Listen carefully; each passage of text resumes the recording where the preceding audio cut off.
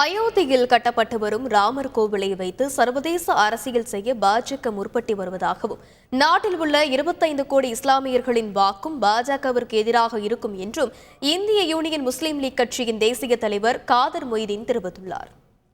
கடைசியாக அவர்கள் நம்பிக்கொண்டிருக்கிற ஒரே ஒரு பிரச்சனை ராமர் கோவில் தொடங்க விழாவுக்கு எல்லாத்தையும் கூப்பிட்டுட்டாங்க.